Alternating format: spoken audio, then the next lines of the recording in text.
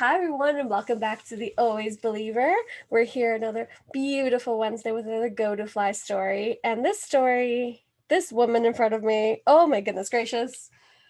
I don't even know where to begin with her story, but that's why she's here to tell it to us. So today we have Karla Medina, I would say in English, right? Hi, how are you, Carla? Hi, Ariane. I'm fine, thank you. I'm so happy to be here. Thanks for the invitation. Of course, I'm thrilled that you're here. I'm thrilled that for so many reasons. One, that I found you through TikTok because I keep finding like really amazing TikTok creators that I'm like, girl, I understand you. And I forgot which TikTok it was, but it was one of them. Like, we just connected and vibed, basically. And then through that, we have a bunch of things in common. Of course, we're both from Venezuela, starting from there. And then your story, you were just like, here it is. I'm happy to share, and these are the reasons why. And I'm like, oh, anyways, it moved me completely. So I'm really thrilled to have you here and be able to spread this Go to Fly story because it gives us so much hope and positive light and etc. So before we start, as always, of course, please tell us a little bit about yourself. Well, as you said, my name is Karla Medina. I was born in Venezuela, my amazing and beautiful country. Um, and then I was a journalist there. That was my dream career. I was a crime news reporter, and the adrenaline of every day, just rushing through this and that. um, but yes, I learned a lot. I grew a lot, and I think it changed my personality a little bit and made me more tough. Um, and then 8 years ago, I came to Canada, and here I am. I just had to change my career. I obviously I'm not a journalist here. I decided to go back to school, and but yeah, so I'm very lucky to be living in Canada because this is an amazing country. I do agree with both of those statements, both for Venezuela and Canada. I got a lot of good Canadian friends, and it's like, I cannot wait to visit your country. My goodness Yes. gracious. It looks so beautiful, and I know it is. Um, okay, so let's start from the beginning a little bit more. You Mhm. were a journalist. What made you fall in love with that career, especially crime investigation of Venezuela, which not must have been, it totally was crazy to say the least, and very overwhelming, I would say. Yeah, for sure. Yeah. So I just don't know. Since I was a kid, I was like, I know I'm gonna be a journalist. And my mom and my father, they are engineers, and they were like, try to push me to go into this field of engineering or architecture or something related to that because they will help me to probably find a job in the organizations that we're working with. And I'm like, no, I just don't have a passion I don't see it. I can't be an engineer. So I just decided to go to my real passion, and I went to do journalism. And since day one, that's what I knew I had to be doing. At the beginning, I started when I just graduated. I started to do politics and education and cultural stuff, but they decided that I have this outgoing personality and I would be great to interview police Politicians, officers yeah. and criminals and stuff like that. And I don't know who thought about it, but they just put me there. Carla, You, you now are gonna be the crime news reporter. you do have the personality though for it. I mean, I can see that. You're like, let's just use this mother effer. Like, let's just go talk to these people. My Yeah. goodness. How what can you tell us, going a little bit closer to, of course, Venezuela, so for people, to understand a little bit, what can you tell us about Venezuela and the politics and lifestyle since the early 2000s? hmm I mean, Yeah. So as as brief amount as possible, because I mean, of course, but still. well, as everybody might know, Venezuela was a paradise until the fatidic day of 1999, where Chavez won the elections, and then after that, everything started to go bad in every single aspect in the country. And when I graduated, my university was the year of yeah, in the 2000s, I don't remember which year. 2009, I think. And then obviously the situation in the country was already like really bad. They already closed so many TV stations because they were against of the government. So being a journalist in that kind of environment was very challenging. Every single day of my life, uh, I was risking something, because it is like you can get shot for any little detail, like, and especially being in with surrounded by just crime news every day. And then if you say that the person was a criminal, or you say you expose their families or something like that, you could be in risk. And sadly, in Venezuela, you have no one to back you up. So probably I was in risk every day. I'm pretty sure you were, my darling. The fact that you said you were a journalist in Venezuela those times, I'm like, holy moly, like that takes guts. Because they ain't joking. They still ain't joking. Do you quickly want to share why you left to Canada? Yeah, I'm gonna try to be very brief, but I essentially I did a news about a big politician in my city. He, in retaliation, killed 5 people. Two of them were innocent. Three of them were involved with the murder of his son. And so the police called us, all the journalists, to say this is the person, this is the video, but you can't say that on TV. But I decided to go against that, and I just said it on TV. And the next day I had 300 people looking for me to kill me. So that's basically it. That's your everyday reason why I'm going to immigrate out of this country. That's just it happens to all of us, of course. All of a Yeah. sudden we have 300 people from the mafia at our door. Be like, okay, thank you. I did not call for your service today. Exactly. God. Okay. So, goodness, that is as brief as we wanted to be because your story still has Team Flyer. We thought that was it. No, just hang on to your seats with this story, I swear. My love. So, what is the biggest lesson you learned when you had to flee the country because you were being honest? Maybe the biggest lesson is, when you are a journalist in Venezuela, you can't say all the truth. Like you are maybe going to uh, put in priority your life, in better than just saying what you have to say. I know you have to say it, but yeah, sometimes life is more important. Well, at least you fled to Canada. So, of course, like we just said, it's an amazing place to start a new life. Luckily, you went to Canada to like all the places because it's just like really good. Hmm. What was like the biggest contrast you noticed right away? The weather. That's something like I come from my country where you can go to the beach every single day of the year because it's always warm. It's a Caribbean country, right? And coming here to -30 is not easy at all. But that's the least of my problems. At the end, like you get used to it. I have been here 8 years, and I just, when it's summer, I'm looking forward to have the autumn come. There you go. So you adjusted with the weather.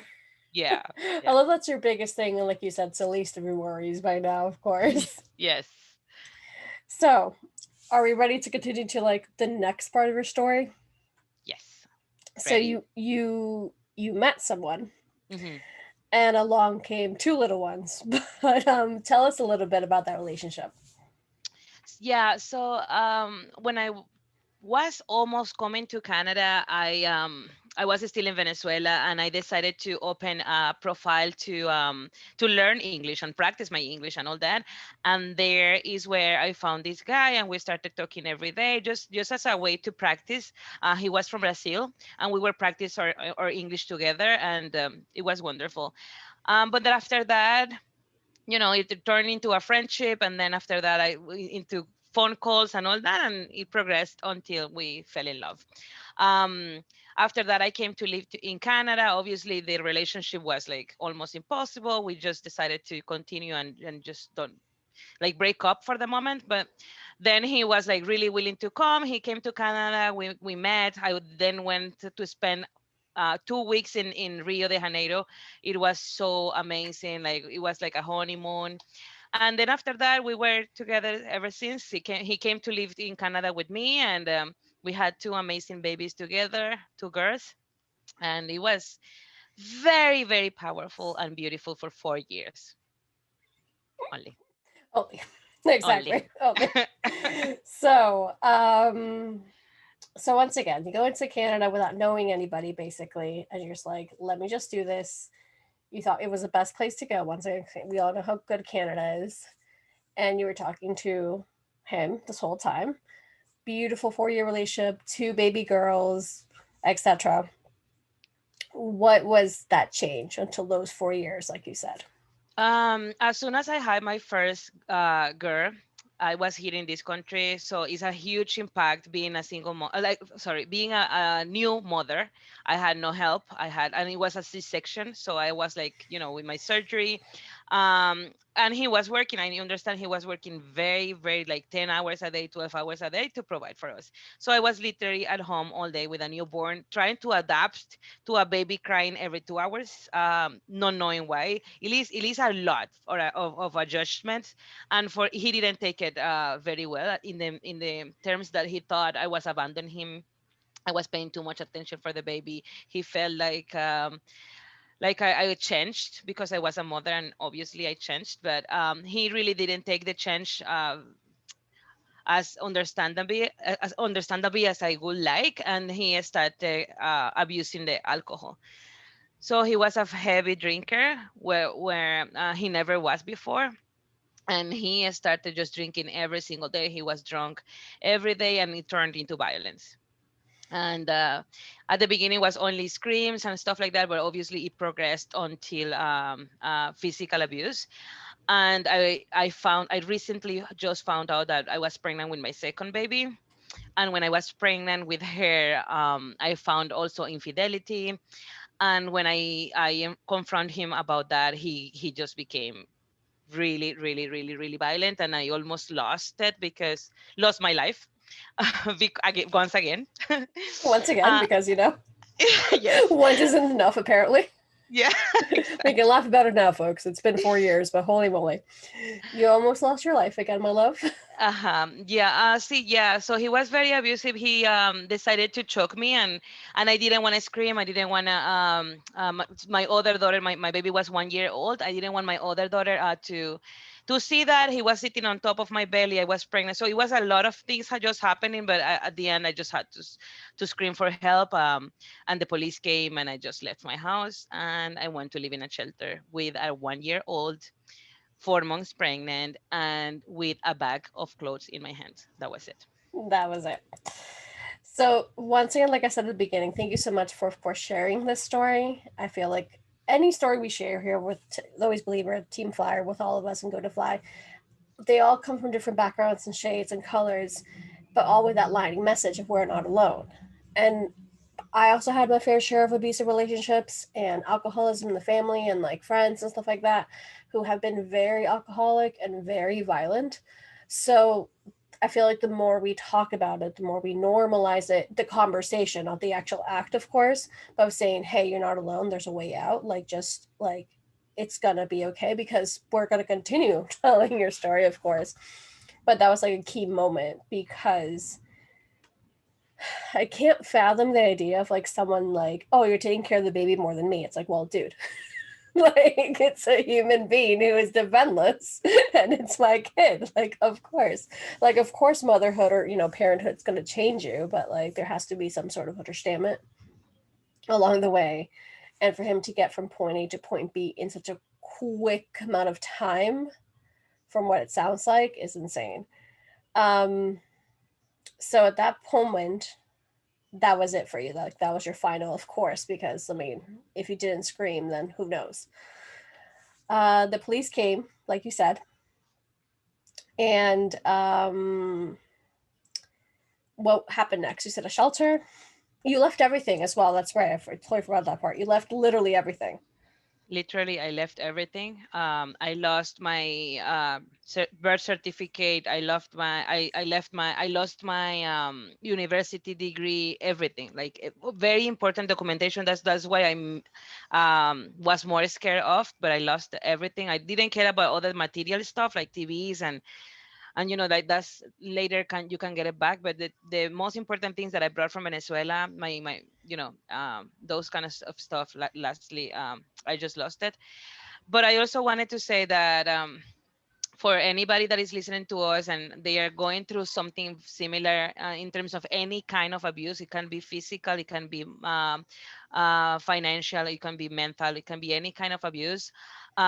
You are the victim and you are not, it's not your fault. Anything, nobody, your mom, your father, your husband, or whatever, nobody has the power to abuse you for any reason. If they don't like it, they can just walk away, don't see you again, don't talk to you again, just whatever. But the having the action to abuse you in any way is their fault and it's not yours. So yes, I left my house, I lost everything, I went to live in a shelter, and there I really was lost. I didn't know what was coming next. I knew that I had to do it, and I knew that I was going to overcome all that, and I knew I was going to be successful, but I didn't know how.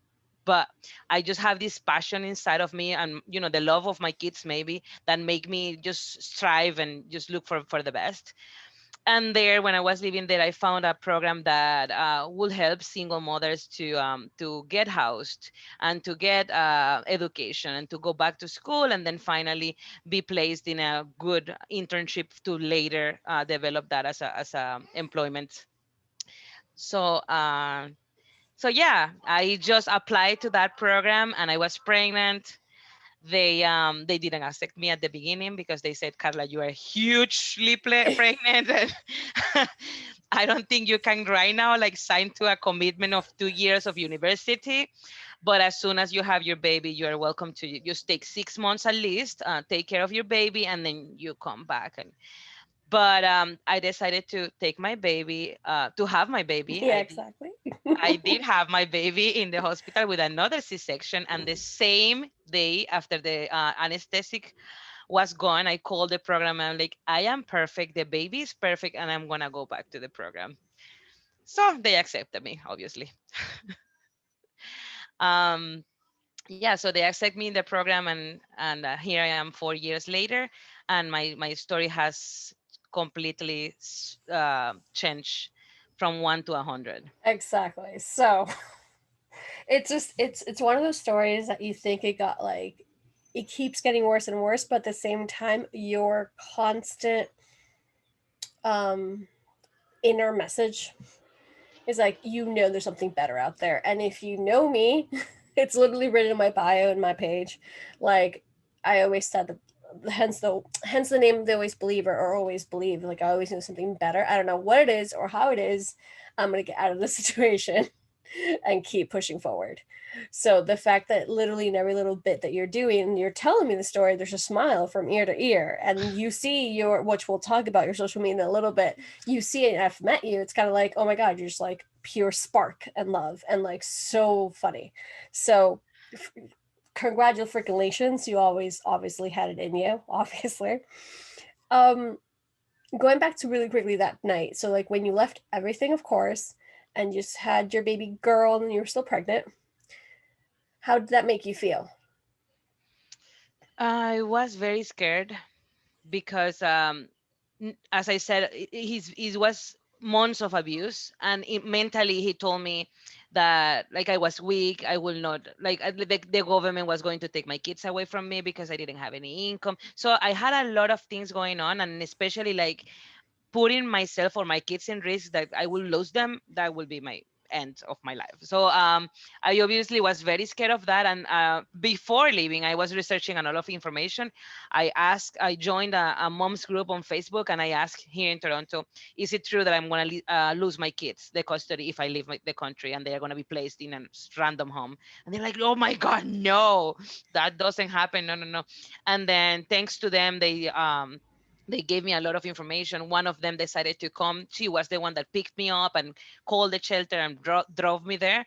And I still have her on Facebook. And yes, so she has been a huge part of my life since Of that day. course, the guardian angel that we all need, of course. Yeah. That's exactly what like that's why I was asking, because you were able to get to association, you were able to get to that shelter that has helped you, which is really credible because you went from not having studies, because we all know you're a journalist, of course, but we also know if you're an immigrant, if you're not, then now you know. You move and you restart your life. A lot of the times, your previous certificates aren't valid, and you have to take more courses, and it's a big deal. Whether you immigrate for fun or not, it's a big deal. So the fact that you were able to bounce back to school literally right after your attestation, I was like, no, I'm doing this. Yeah. I'm getting into this course.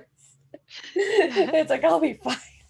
The same day, like once again, hence like at the beginning, also the conversation when you were like, well, they just placed me to talk to like police officers and criminals. I don't know why. And I'm like, well, have you met you with your personality?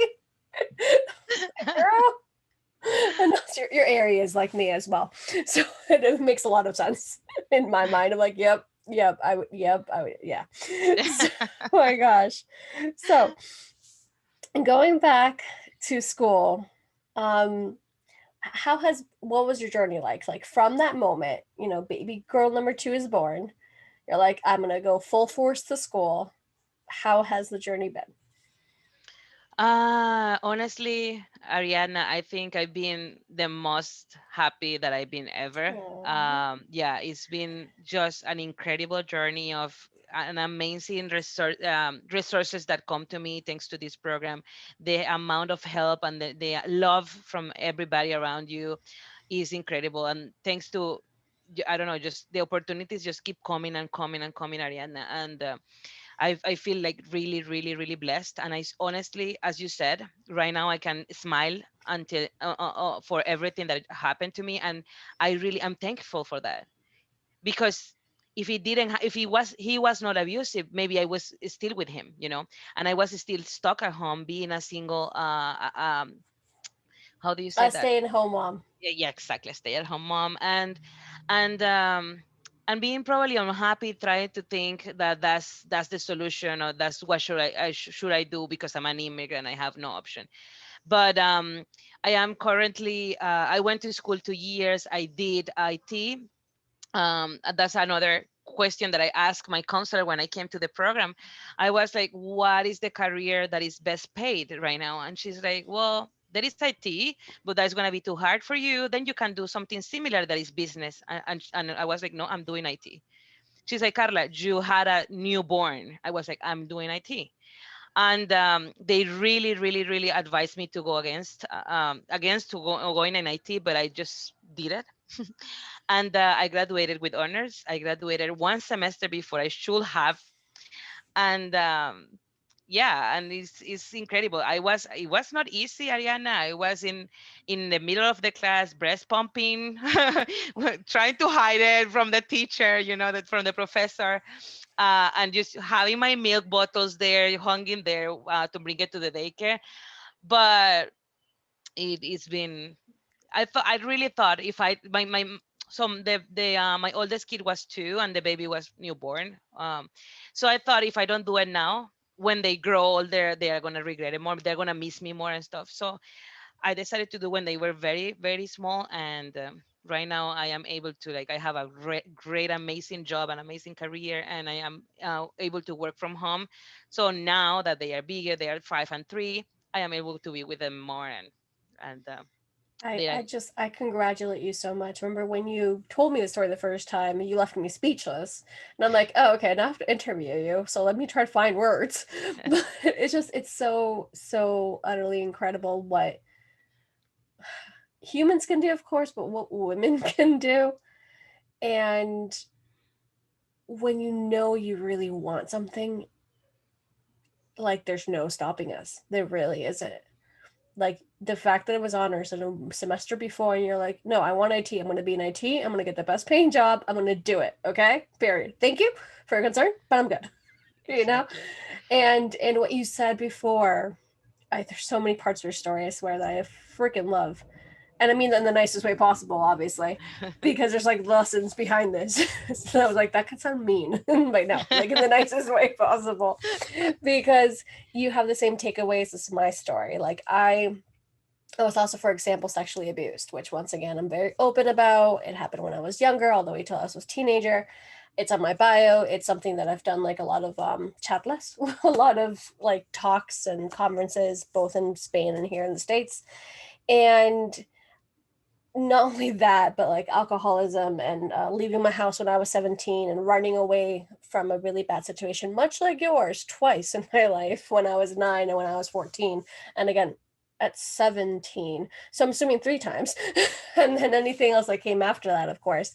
All that, at that moment, maybe I didn't understand. And I was frustrated, much like you were, and scared and worried and just like not know. But when like years after, you're like, I had to go through point A, B, and C to understand who I am today, my worth, and to know what I'm made of, much like you.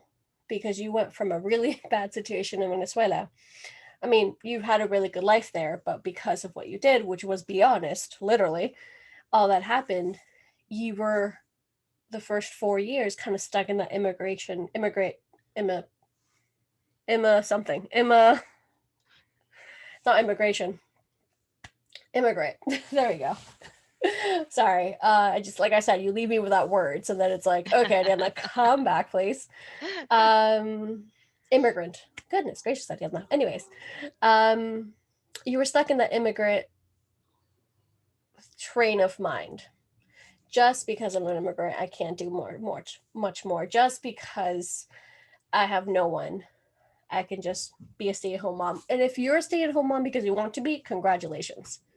But not that I have kids, I know for a fact, and my husband knows for a fact, I can't be a stay at home mom because I'm way too active business. I mean, I want to be there for them. So I definitely understand where you're coming from because you want more for yourself.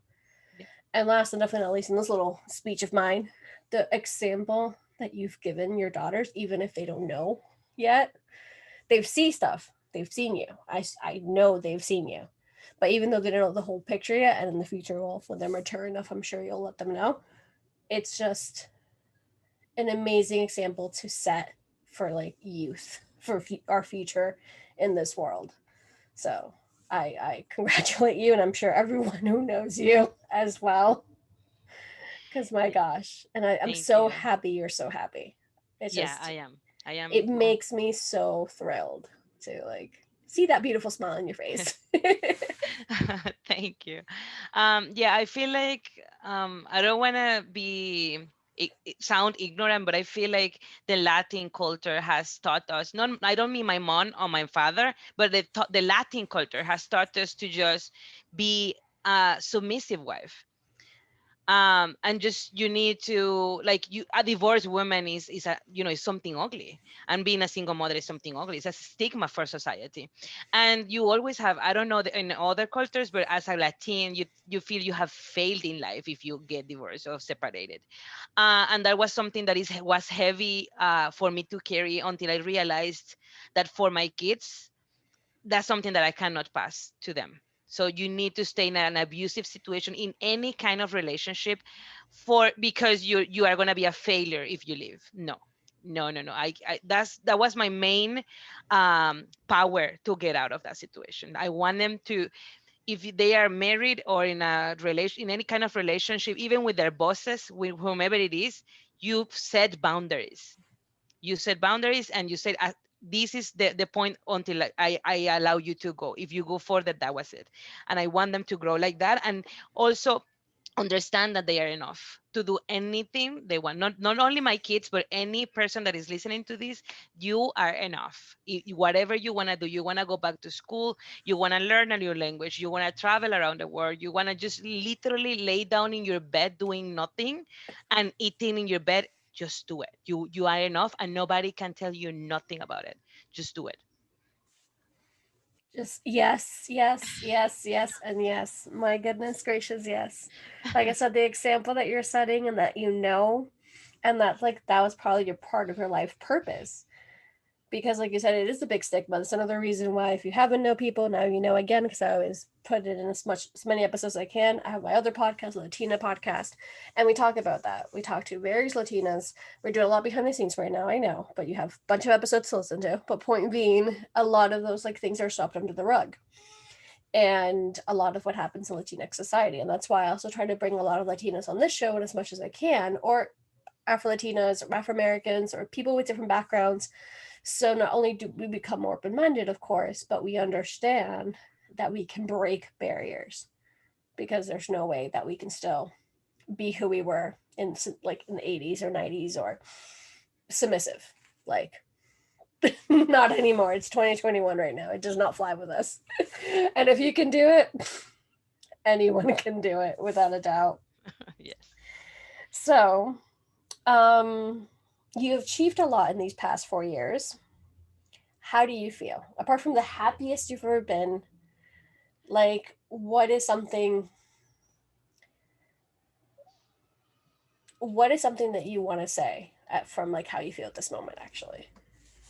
Well, I feel I don't know, I feel like powerful. That's the word that I can say that comes to my mind. I feel like I can achieve anything. And as I said, Ariana, I don't know if it's God. I don't know, because I don't know what the people believe. I don't know if it's energy. I don't know if it's karma. I don't know what it is. But just after you open that first door, just keep coming, coming, coming, coming, coming. For example, this is something very simple, but like one day I just did a TikTok. Then you told me, Carla, I want you to be part of my program. Here I am. That's another opportunity that I don't know what this is going to lead, but I'm always accepting those blessings that are coming, those new doors, those new opportunities.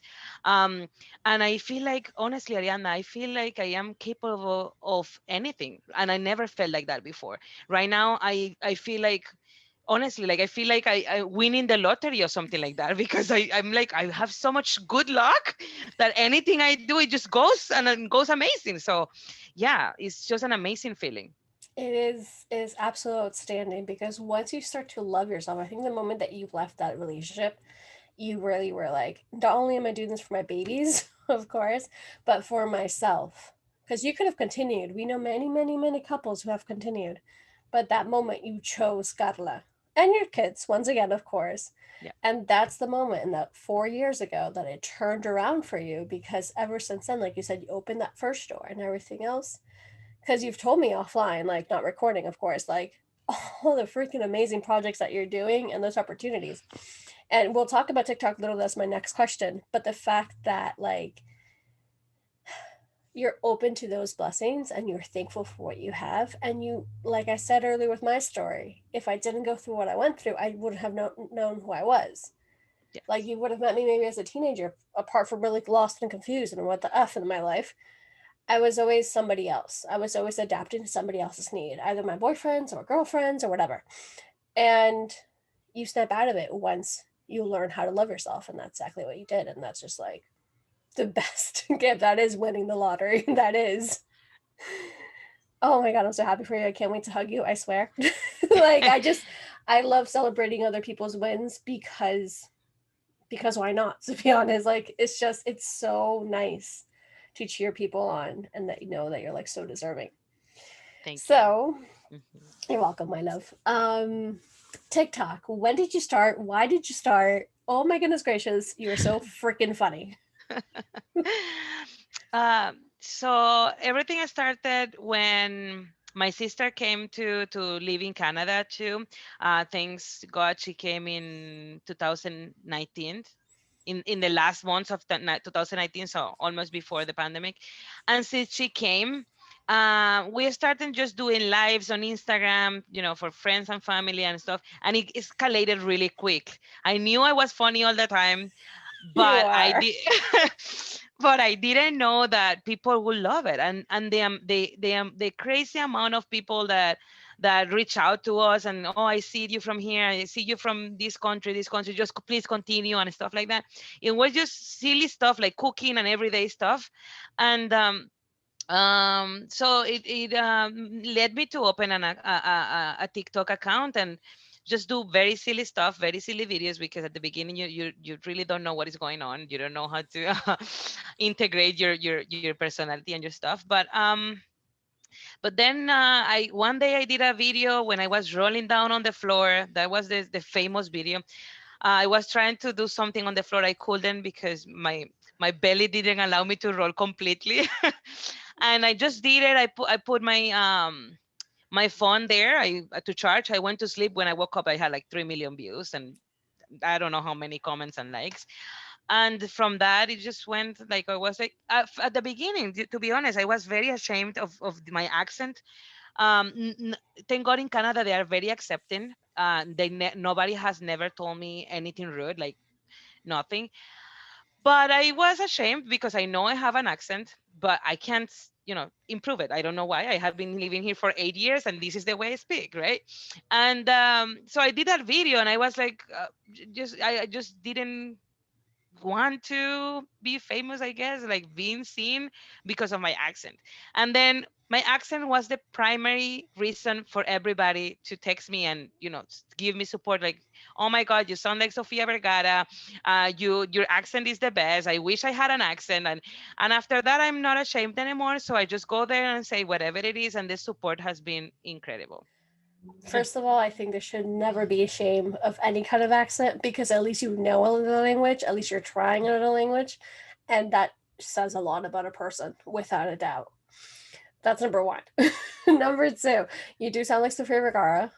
But apart from Sofia Vergara, of course, I have mentioned that to you, and I'm always going to promote her as much as I can. Vanessa Gorlanu, who from Empowering Teaching Podcast, I've had her on my show, season 1, 2 episodes, as well, and we became really close. She also has an accent, and she freaking loves it as well, and she talks a lot about it because she does get people like, hey, blah blah blah, like learn how to speak better. She's like, what? Excuse me? At least I know 2 languages, and gives them sass back, much like you do, of course. Um, you also remind me of Vado, Modern Immigrant, which we've been on each other's shows, of course, and she does a lot of it's Modern Immigrant, so all she does is immigration stories, both in English and in Spanish, and they touch about this subject a whole lot. And I'm like, just embrace it. Just this is who you are, like the way that you love yourself. And I'm so happy that doors open just by being yourself. Like literally, it's just like it's what we see, what we get. Much like Vanessa from Empowering Teaching Podcast, for example.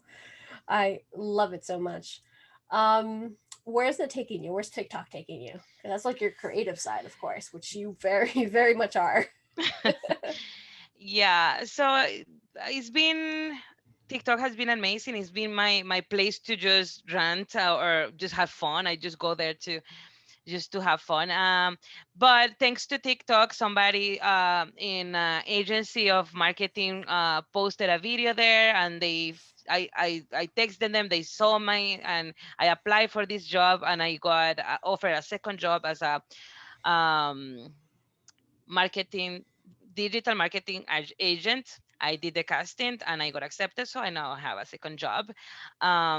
Beside the one that I have in the mornings, I am a project coordinator in a nonprofit organization, and in the afternoon, then I work as content creator for TikTok and other platforms.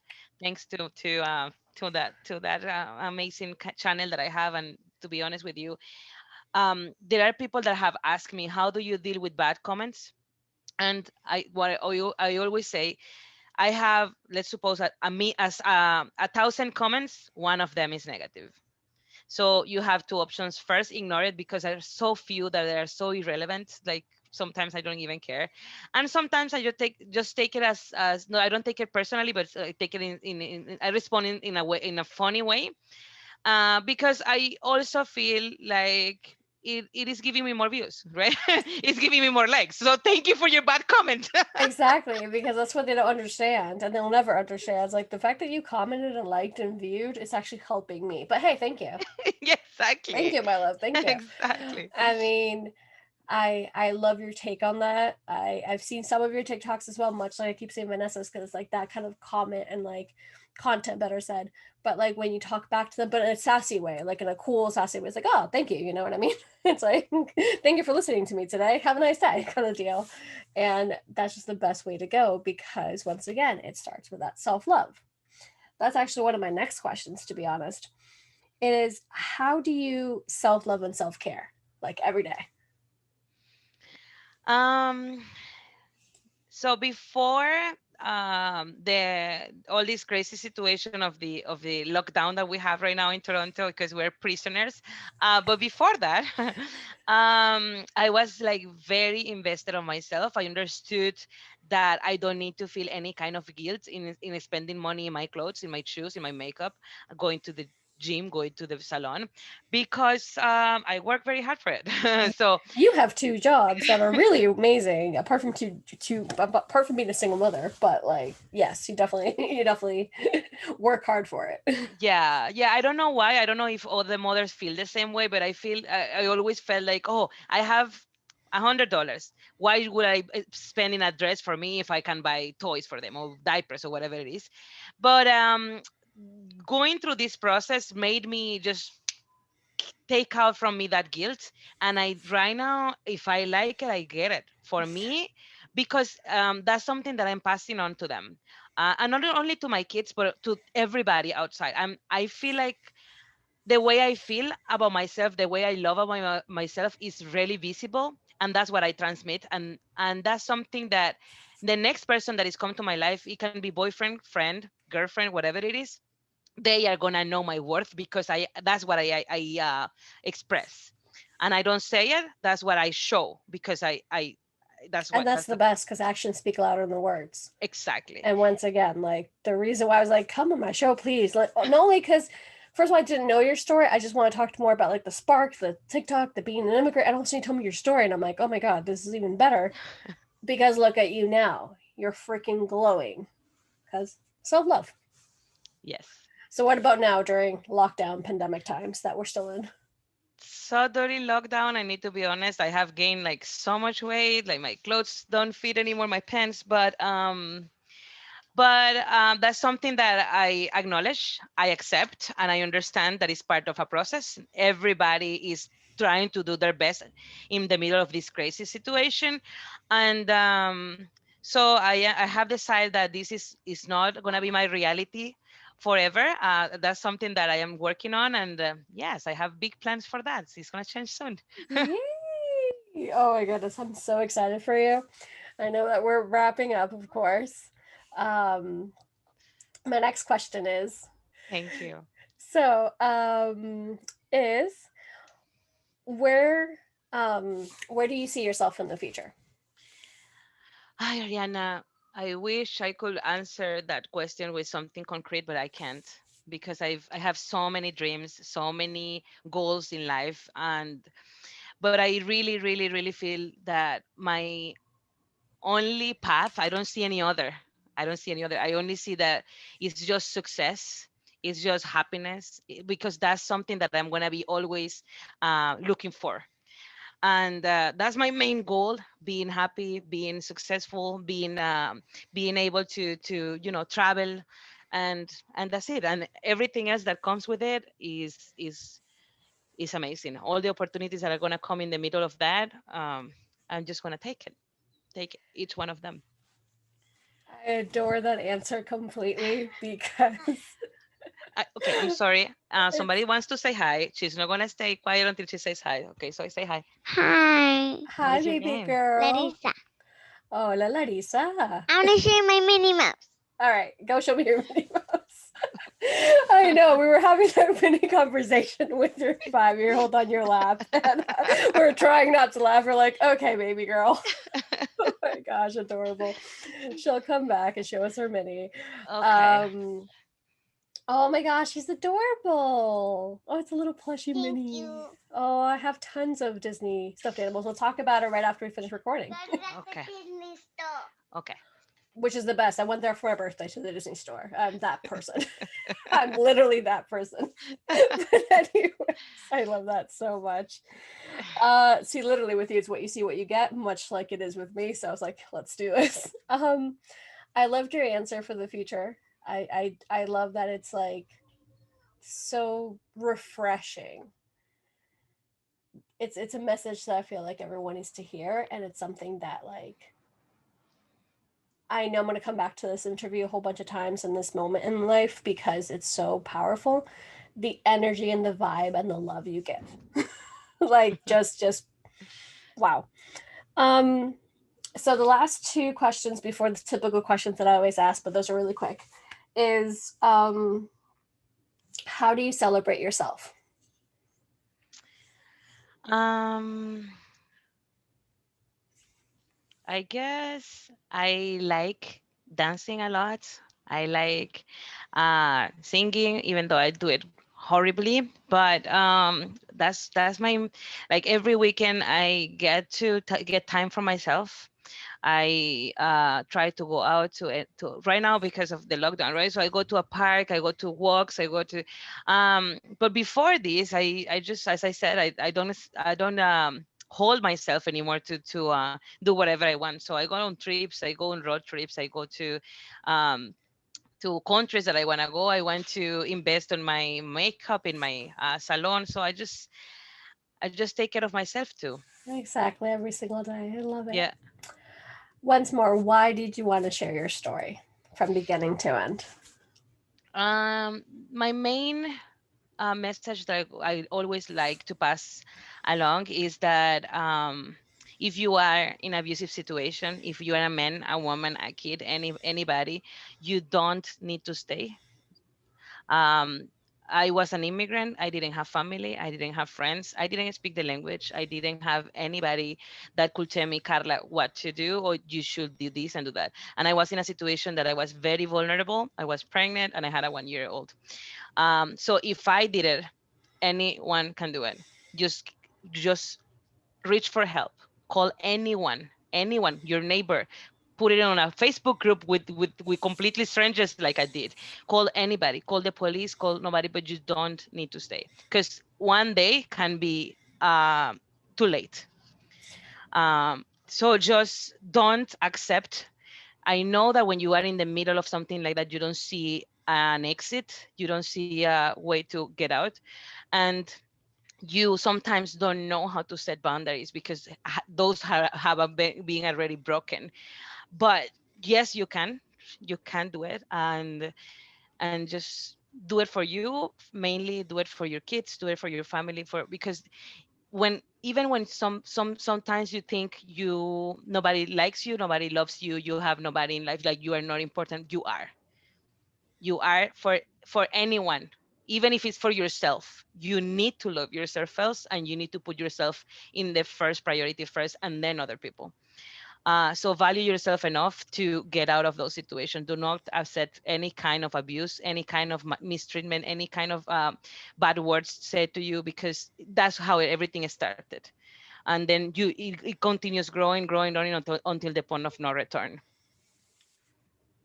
Completely agree, of course. As a woman who also experienced various types of trauma, and I know how difficult it is to get out, just get out. Just there's always a way. Get out from that front door and just keep pushing forward and just find that strength. We'll definitely drop some information like where to call, hotlines, and things like that, at least here in the States, of course, and I'll do more research for other ones. But it's just like we are so many people in this world, you're not alone. And we got you. So I agree. Oh goodness.